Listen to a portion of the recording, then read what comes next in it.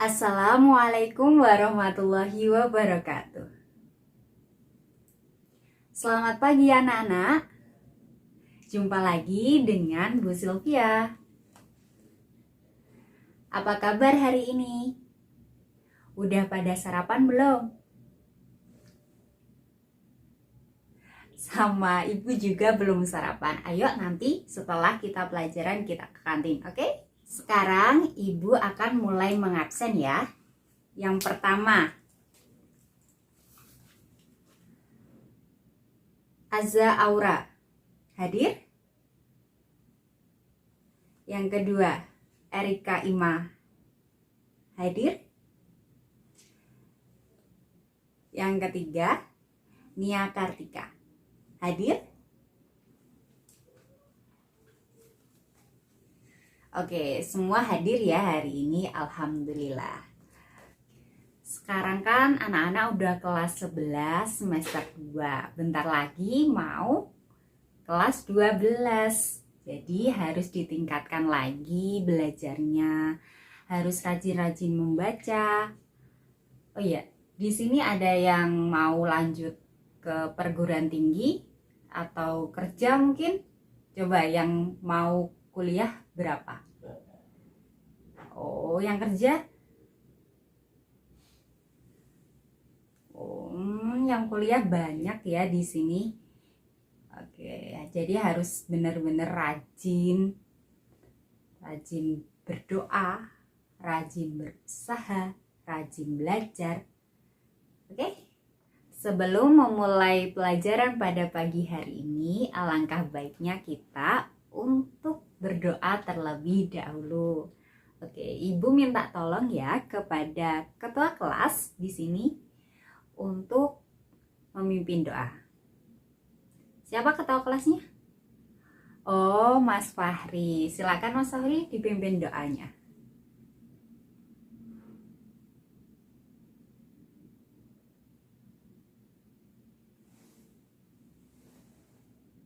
Ibu mau tanya nih. Kemarin tuh kita belajar tentang apa sih? Oh iya, bahasa, silakan. Oke, benar. Kita kemarin sudah belajar tentang akhlak terpuji dalam pergaulan remaja. Kita juga belajar tentang akhlak tercela dalam pergaulan remaja. Oke, kita hari ini akan belajar bersama tentang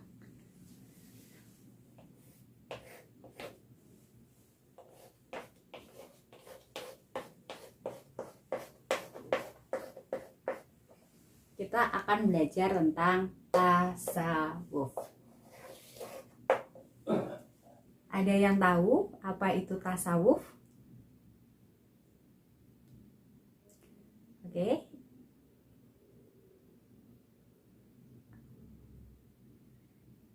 Iya, benar. Ada yang menjawab apa tadi? Perbaikan akhlak. Terus mendekatkan diri kepada Allah. Oke. Jadi tasawuf ini kalau kita mendefinisikan itu pasti ada yang secara bahasa, ada yang dilihat dari istilah juga.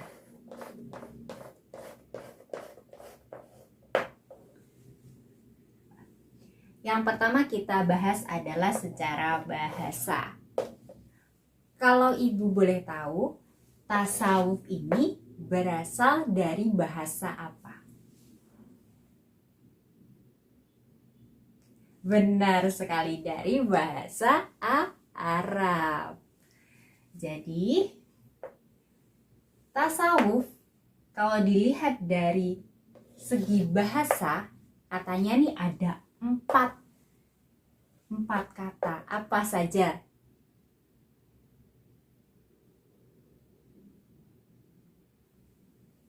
Benar sekali. Tadi apa saja? Suf. Kemudian sof. Kemudian sofa. Dan yang terakhir adalah sofa.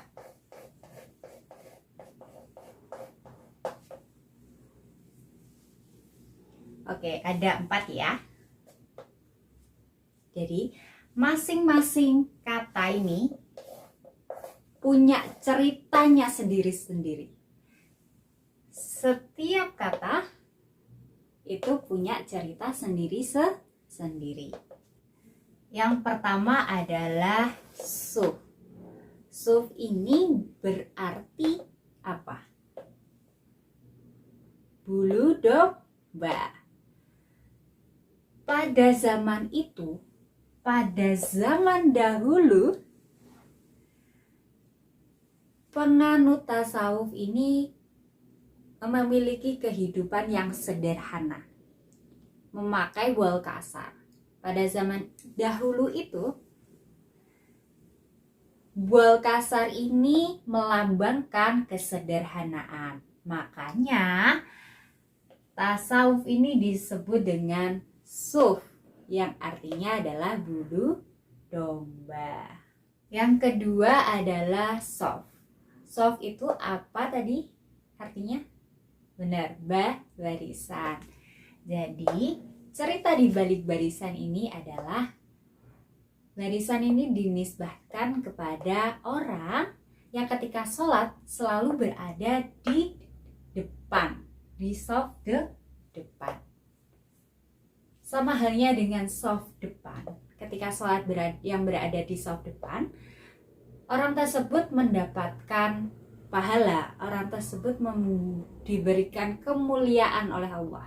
Maka orang-orang penganut tasawuf ini juga sama, akan diberikan kemuliaan dan diberikan pahala oleh Allah.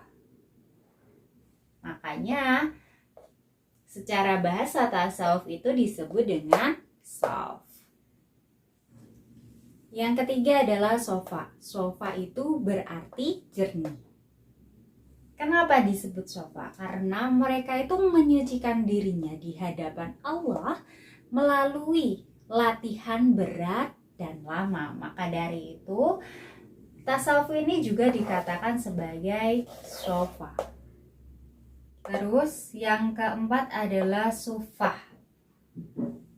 Sufah ini dulu ceritanya ada sekelompok orang pada zamannya Rasulullah.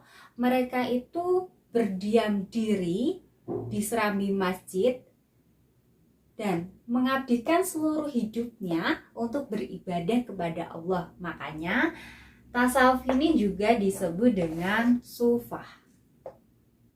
Selanjutnya kita akan membahas definisi tasawuf menurut istilah.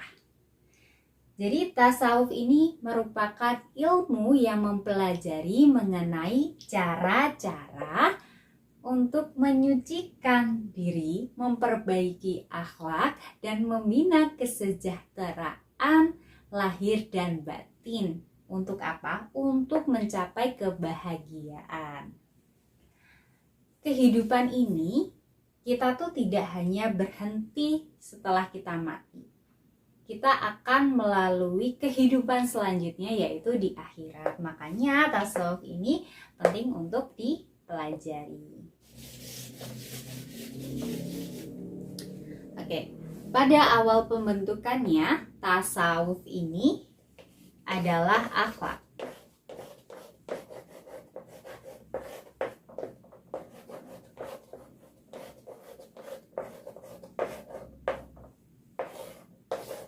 Akhlak sendiri banyak diatur di dalam Al-Quran dan As-Sunnah. Oleh karena itu, tasawuf ini memiliki 2 sumber ajaran, yaitu Al-Quran dan As-Sunnah.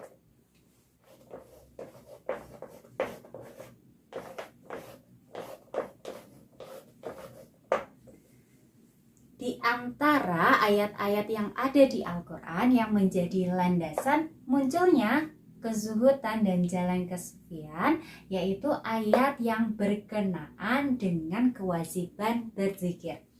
Nah, salah satunya adalah pada Quran surat Al-Ahzab ayat 41 sampai 42.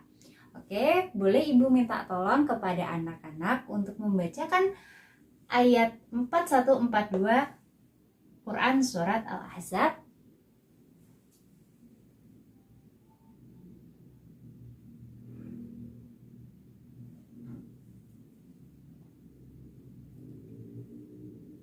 Dari ayat tersebut, kita bisa tahu bahwa kita dianjurkan untuk selalu menyebut nama Allah dengan bertasbih, dengan berzikir kepadanya. Tidak hanya pagi, tidak hanya petang, tapi juga pagi dan petang. Oke, siapa di sini yang masih belum berzikir setelah sholat? Iya. Semoga nanti kita setelah sholat kita juga harus berzikir. Tidak hanya setelah sholat saja, saat kita sedang melamun, saat kita sedang berpergian, saat kita sedang main game online, kita harus tetap mengingat Allah. Oke. Selanjutnya kita akan membahas mengenai macam-macam tasawuf. Sebelum itu, Ibu akan memberikan sedikit jajan. Katanya tadi ada yang belum sarapan, Ian. Oke.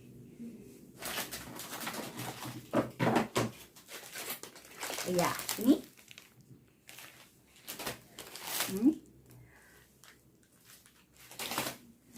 Ya, ini.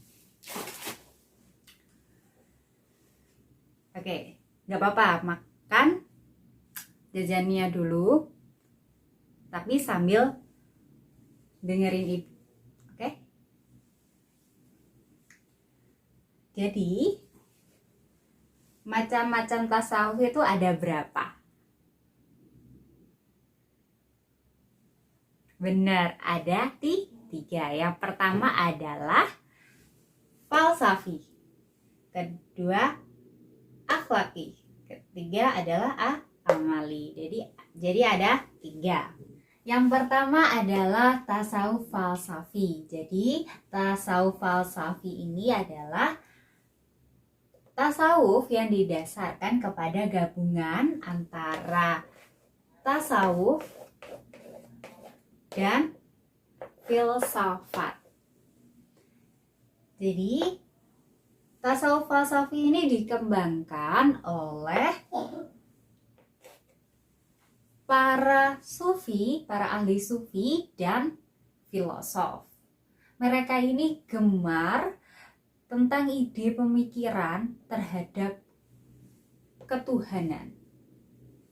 Makanya dia disebut dengan tasawuf falsafi. Yang kedua adalah tasawuf akhlaki. Jadi tasawuf akhlaki ini adalah tasawuf yang membahas mengenai kesempurnaan dan kesucian jiwa yang direalisasikan pada pengaturan sikap dan tingkah laku untuk mencapai kehidupan yang optimal.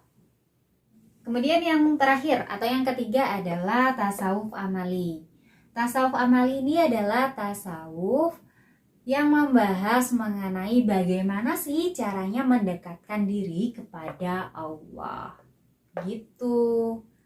Baik anak-anak, itu tadi sedikit penjelasan dari Ibu. Ada yang ingin ditanyakan? Mbak Nia mungkin?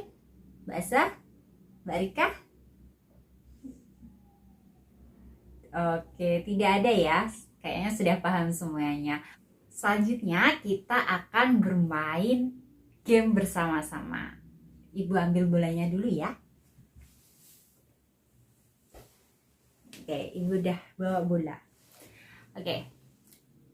Peraturannya gini. Jadi kita nanti akan bermain teka-teki silang. Oke. Jadi bola ini sebagai penunjuk siapa yang menulis jawabannya terlebih dahulu di teka-teki silang. Soalnya urutan 1, 2, 3 itu diketahui dari mana? Tadi kan ibu udah kasih jajan. Di jajan itu belakangnya nih, di belakangnya ini ada nomor soal yang bakal anak-anak dapat. Oke? Kita mulai ya. Siap belum? Oke, ibu tunggu 5 menit dulu ya.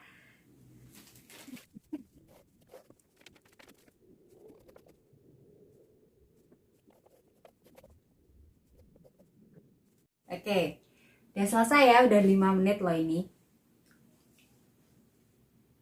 Siap? Oke, itu kan ketika kita mulai ya. 1, 2, 3.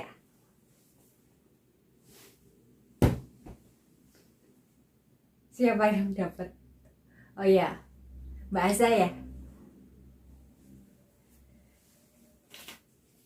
Dapat soal nomor 2. Oke. Ibu bacakan ya. Soal nomor 2 itu adalah Quran surat yang menjelaskan tentang kewajiban berzikir. Apa? Silakan ya nih. Oke, benar sekali. Jadi Quran surat Al-Ahzab ayat 4142 itu menjelaskan mengenai kewajiban berzikir. Oke, yang selanjutnya kita lempar lagi ya.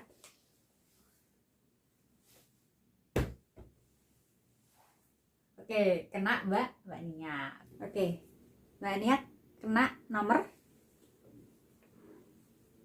Oh, nomor 1. Oke, pertanyaan nomor 1 adalah konotasi dari tasawuf amali. Ayo, apa? Silakan.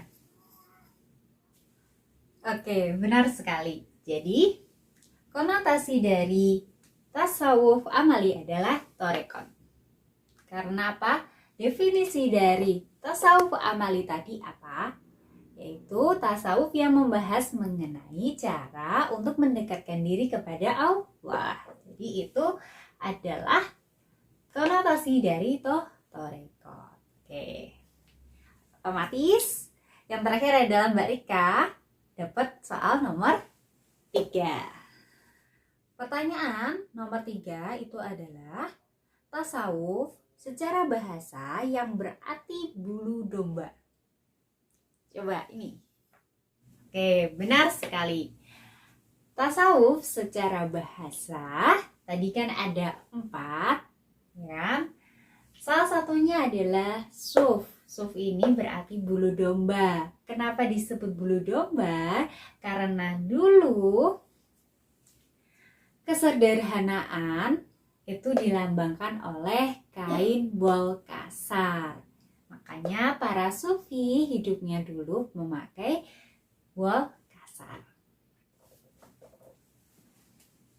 Oke, Ibu mau tanya nih sebagai penutup aja. Di antara Mbak Nia, Mbak Rika, Mbak Aza, ada yang tahu enggak siapa saja tokoh besar sufi? Ada yang tahu? Iya, benar sekali. Salah satunya adalah Imam Ghazali. Kedua adalah Syekh Abdul Qadir Jailani. Insya Allah di pertemuan selanjutnya kita akan bertemu dengan tokoh sufi besar. Maksudnya biografi dan bagaimana pemikirannya tentang tasawuf. Sekian pembelajaran pada pagi hari ini. Semoga ilmu yang kita dapatkan senantiasa bermanfaat untuk kehidupan kita. Kurang lebihnya Ibu mohon maaf. Sebelum mengakhirinya, alangkah baiknya kita untuk membaca hamdalah bersama-sama. Alhamdulillahirabbil alamin. Oke. Semoga hari kalian menyenangkan. Ibu akhiri, wassalamualaikum warahmatullahi wabarakatuh.